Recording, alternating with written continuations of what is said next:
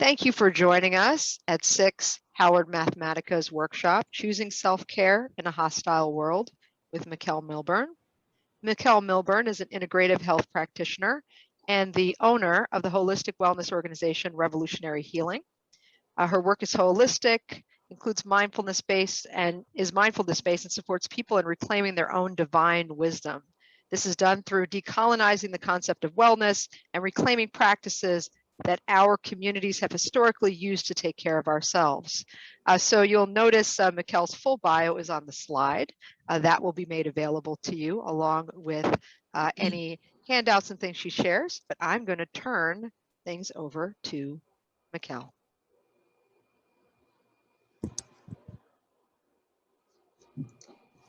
Peace, everyone. Thank you so much for having me. And so much gratitude to you, Nanette, and the SICSS organizers for giving me the honor to share with you all today.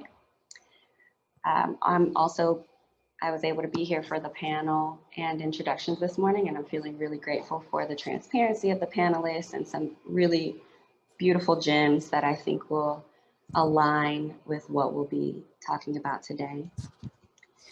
So my name is Meckell. I use she, her pronouns. And as I mentioned, I was present for your introductions earlier, so I'll add a few of the nuggets that folks were sharing. I'm also a proud graduate of an HBCU. I went to Xavier University of Louisiana for undergrad. And while getting my master's, I studied self-knowledge practices from ancient Egypt as a way for Black folks in particular to reclaim those practices for present day thriving. And in terms of where I'm physically located, I am in Oaxaca City, Oaxaca, in southern Mexico, on historically Zapotec and Mixtec land. And just really grateful to be here again. I'm going to share my screen.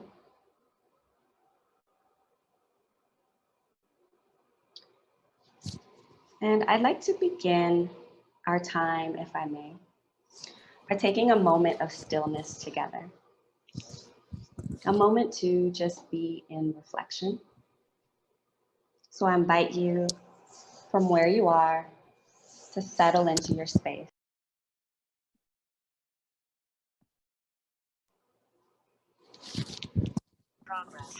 And if it feels safe to do so, closing your eyes. Taking a second to notice how you're feeling in this moment. Are there any sensations that are present? Are there any feelings that you notice or any thoughts that your mind may keep circling back to? How's your heart in this moment? Now, these observations might be related to the Institute or not. Maybe there were stories from the panelists that particularly resonated with you or triggered memories of your own experiences. Just give yourself the space to notice how you feel, and you don't have to share this with anyone.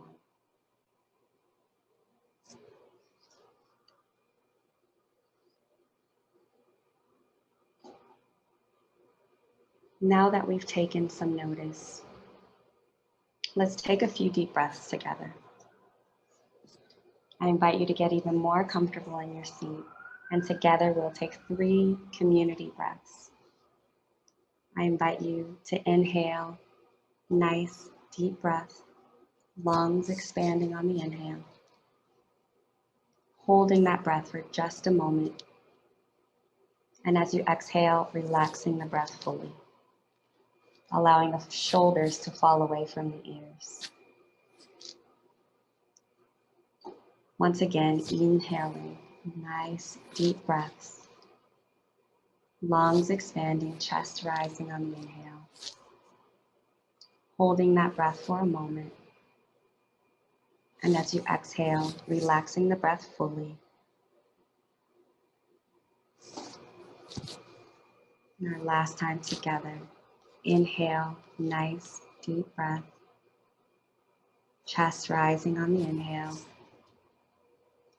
Holding the breath for just a moment. And as you relax the breath fully this time, give permission to yourself to be present, fully present, releasing the things that aren't serving you in this moment. Still allowing time for everything the panelists offered to just kind of settle into our spirits as we continue with our program.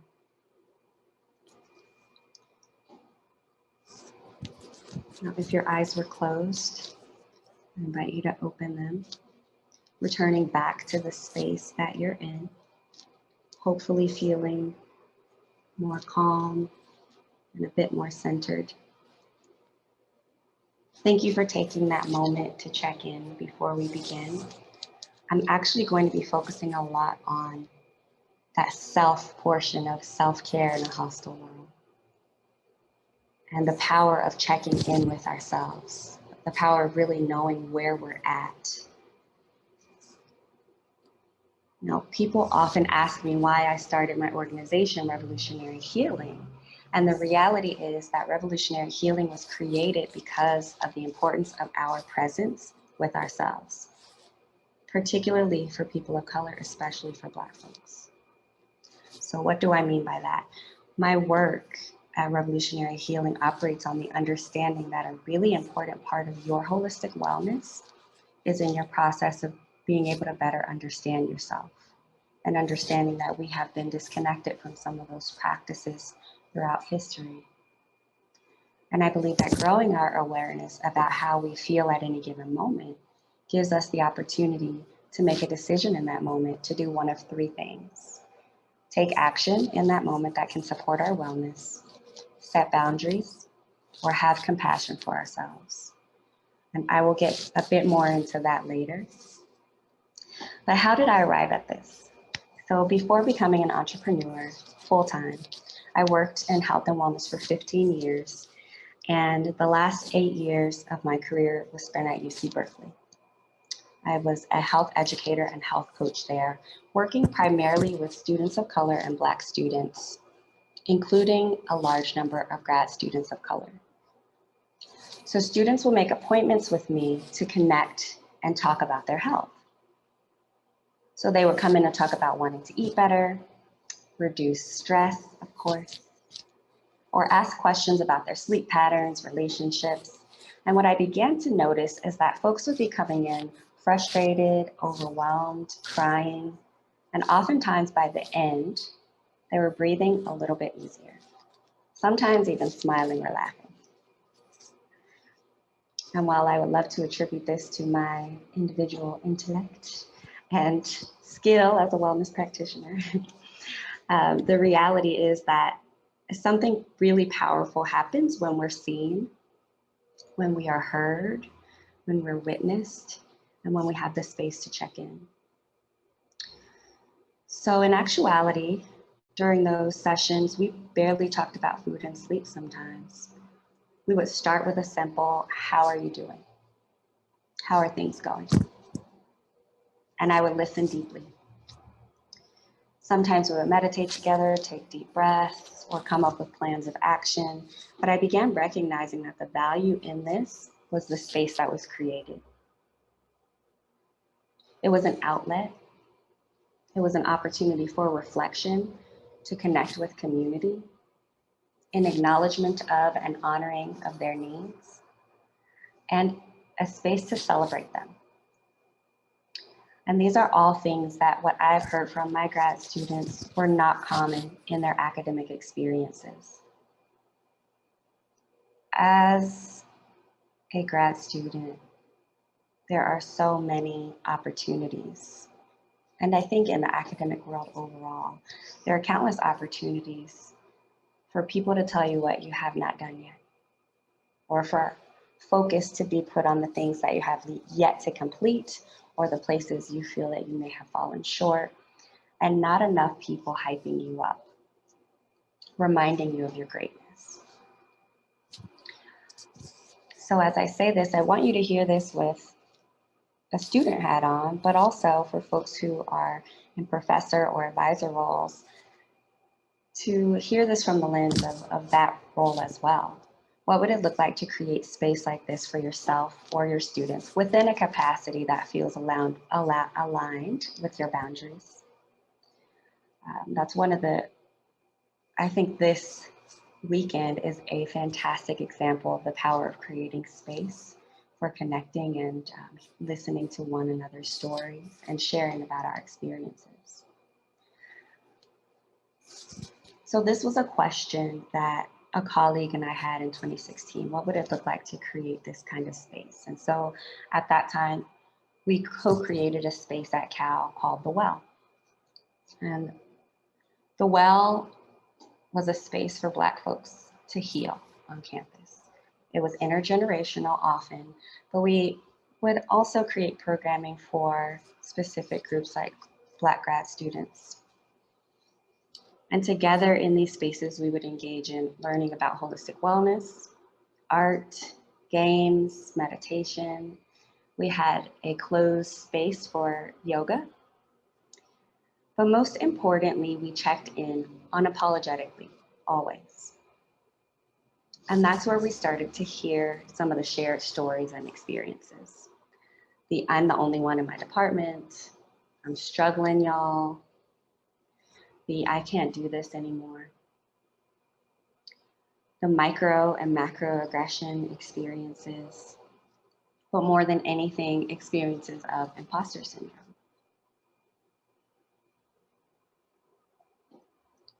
So what is imposter syndrome? Imposter syndrome is an experience that many people have that cause us to doubt our achievements, our ability. It's an internalized fear that you will be found out, to not be as competent as you think.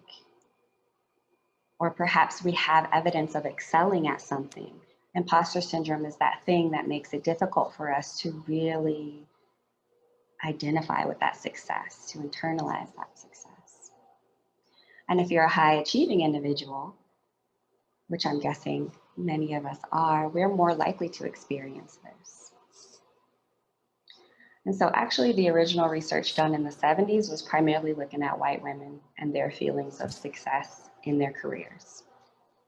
But what we've learned since then is that even though many people may experience imposter syndrome, those of us with oppressed racial identities experience it at a higher rate.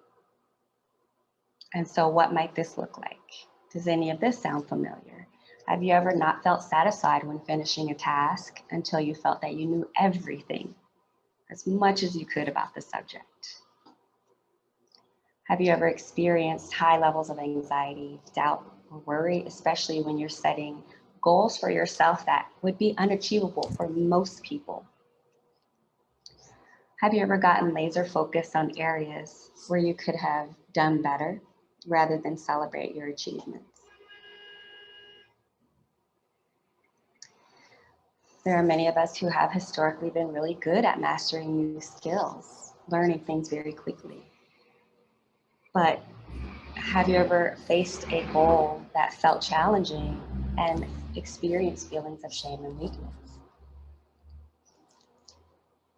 This next one was really rampant at Berkeley, and I'm sure many academic spaces with high achievers, but preferring to work alone, fearing that asking for help or partnering could mean that we're incompetent, and even turning down support in an attempt to prove our self-worth.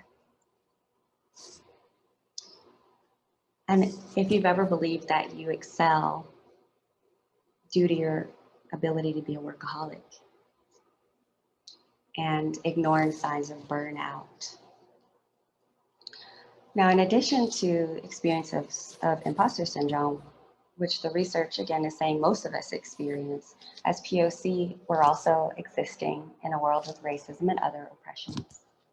Stereotype threat, which is when we fear that the stereotypes of our identity will play out in mainstream spaces. We also live in a capitalist society and experience symptoms like perfectionism being the standard. I think it was Dr.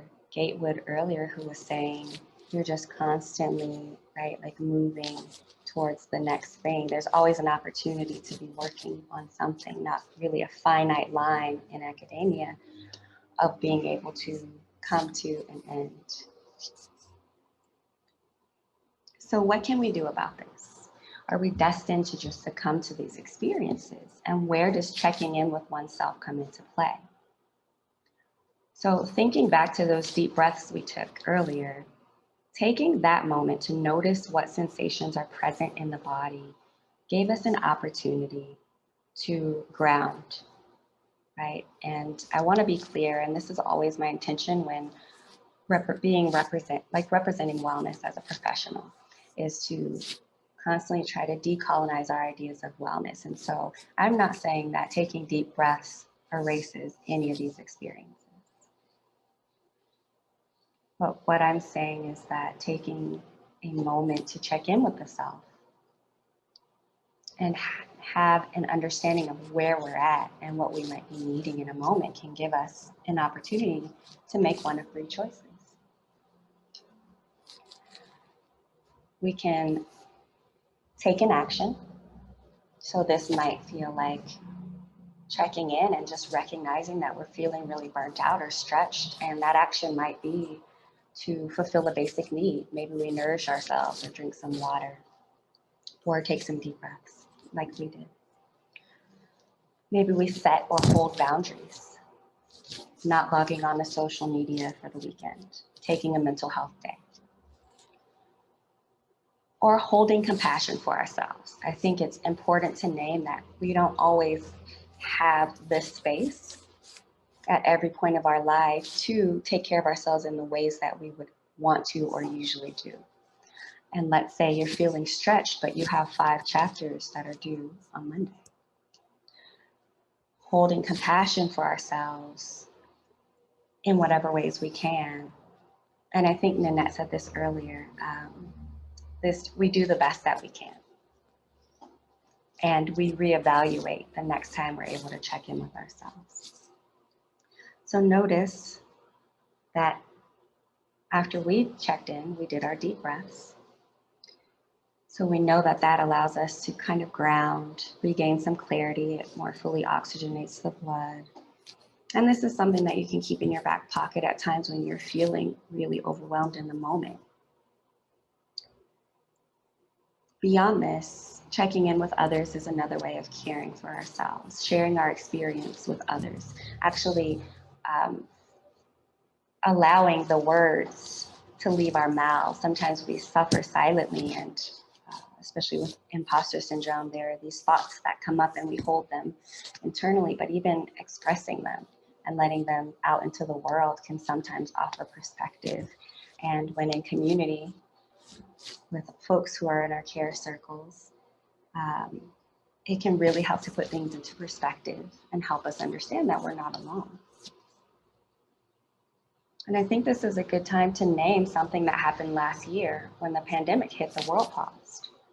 Everything stopped for most of us. And we became much more aware of how we feel.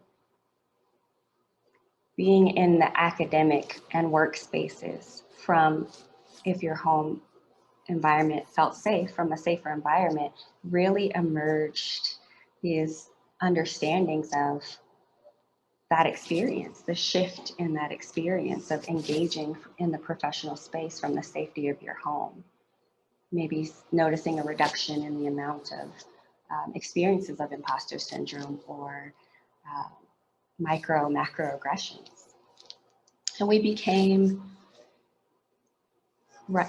started realizing more about isolation.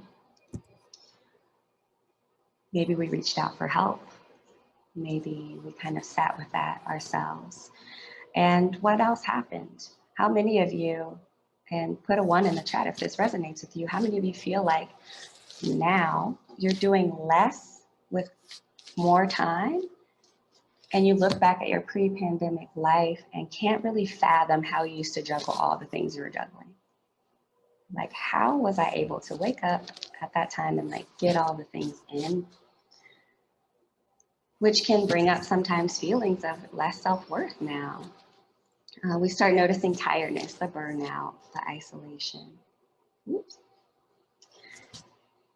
But not just the challenges, we also had space to notice the positives. Some of us realized what our passions were, the things that really brought us joy, what we value.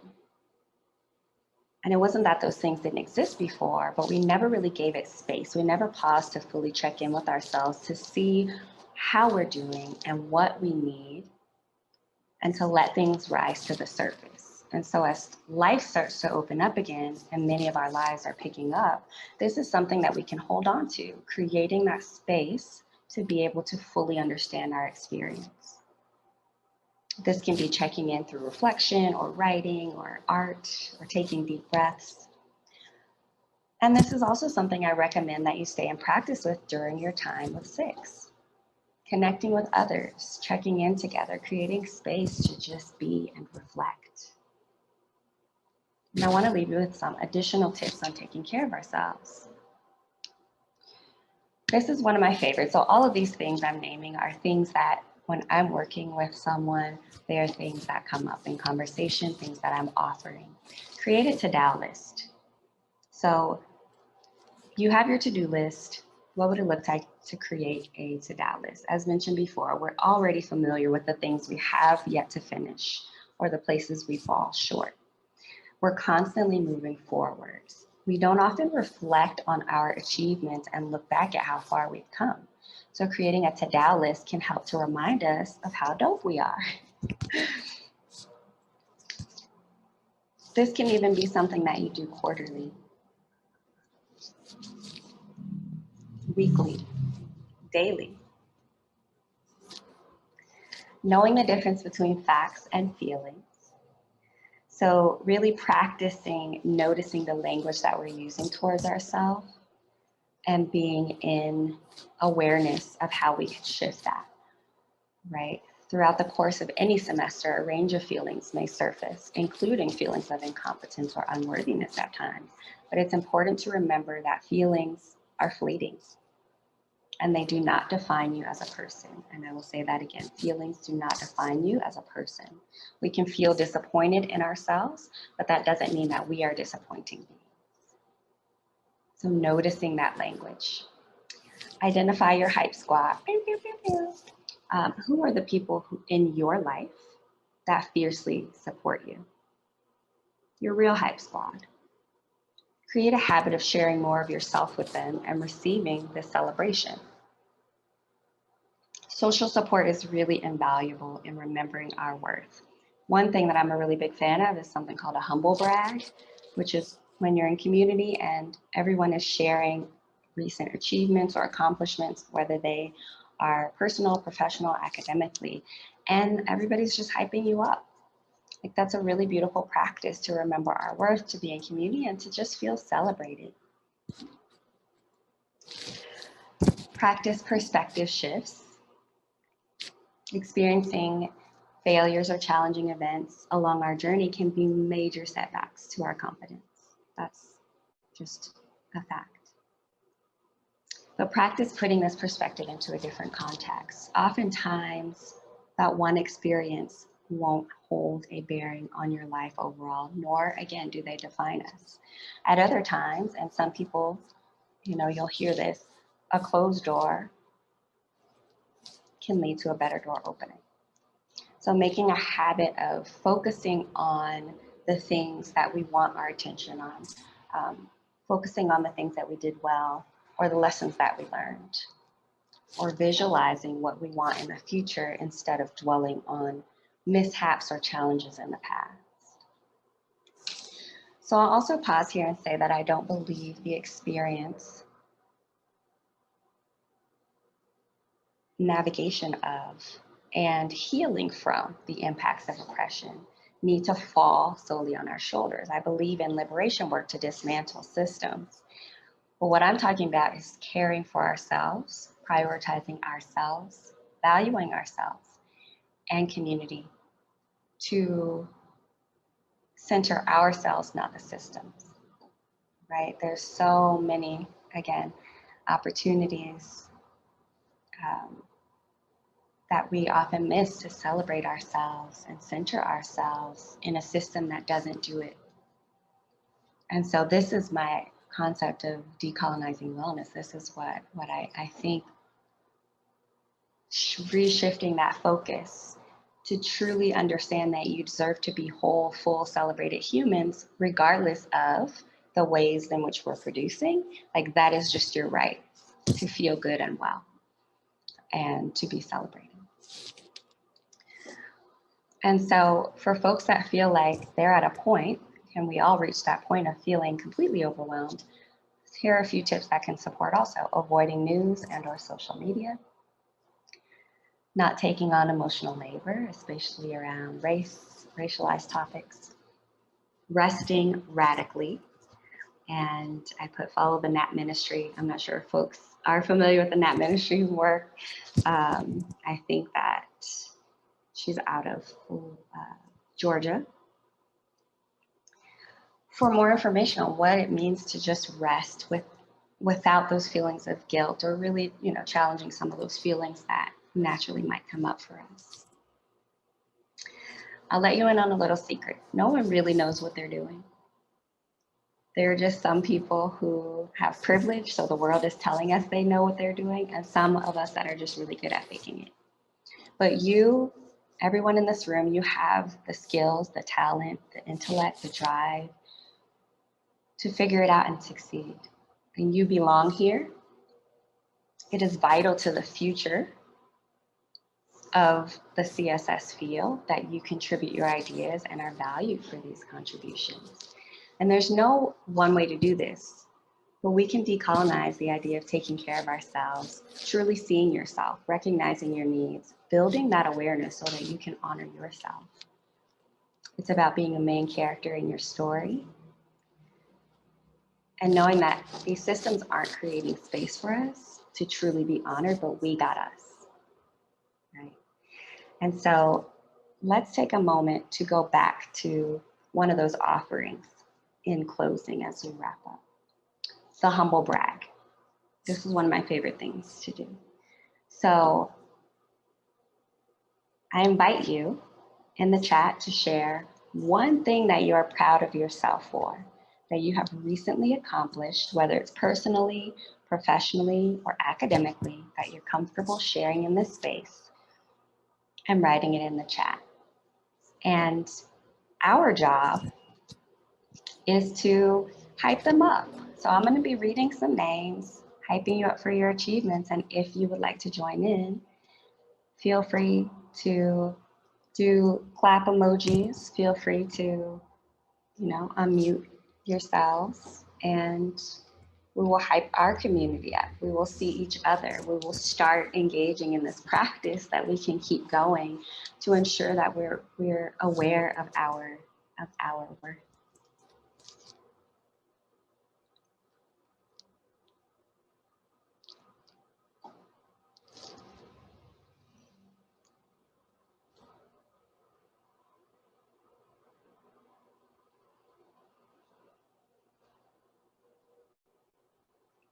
Take your time and know that this is a practice that we can do regularly.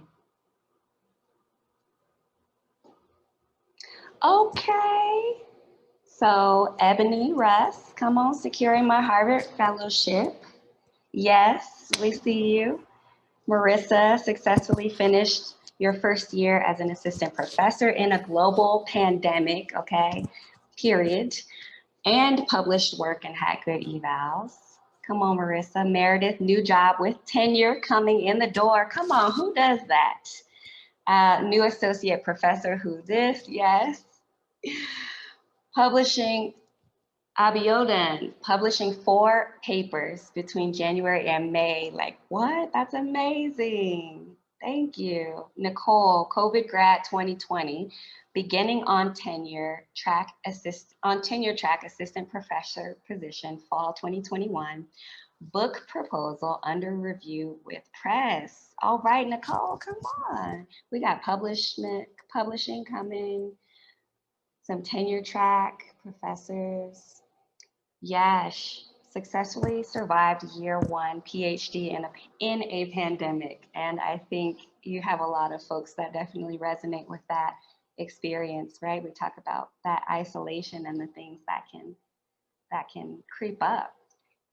Yes, that survival is so important.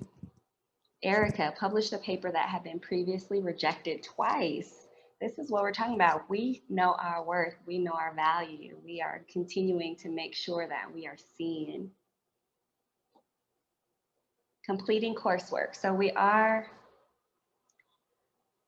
running into break time, and I want to honor your break time. I'm going to continue shouting these out, and I will also leave my information up. There's going to be a tip sheet that y'all have access to with some resources to stay connected on socials, including my socials, and I'll leave my information here. But so for folks that need to excuse themselves, take a break, I invite you to do that, and I will continue hyping y'all up for the next couple of minutes. Rashawn completing coursework. So exciting. Congratulations. Regis dissertation proposal is done. Close to ABD. I'm super proud of y'all. Todd, +1 to finishing year 1 of PhD and publishing 2 policy reports in 2021. So dope. We see y'all, we celebrate with y'all. This is the importance of these spaces because y'all are doing such dope work in the world. Like just in this room of less than 30 people, there's so much reach. Yes, I agree, Nina. Beautiful, brilliant people in this space. Very beautiful. Thank you all for sharing. Yes, congrats to everyone. These are really dope. I appreciate you for, again, allowing me to spend time with you and just open that conversation about what it means to center ourselves.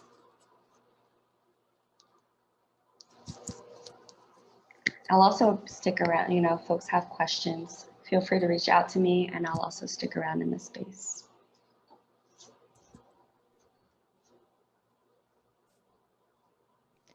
Thank you, Meckell, so much. My heart rate is down, my breathing is deeper. So we have someone who got an R&R for paper, which was previously rejected. I've seen a few of those. Yeah. Come on, so getting an R&R for, absolutely.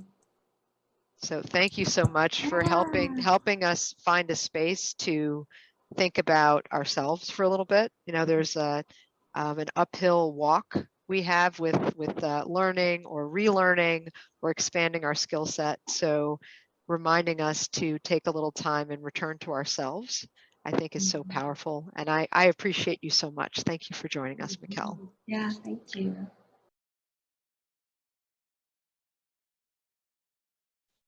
Thank you all for watching. For more information on SICSS-Howard Mathematica, visit our website, follow us on social media, and join our email list.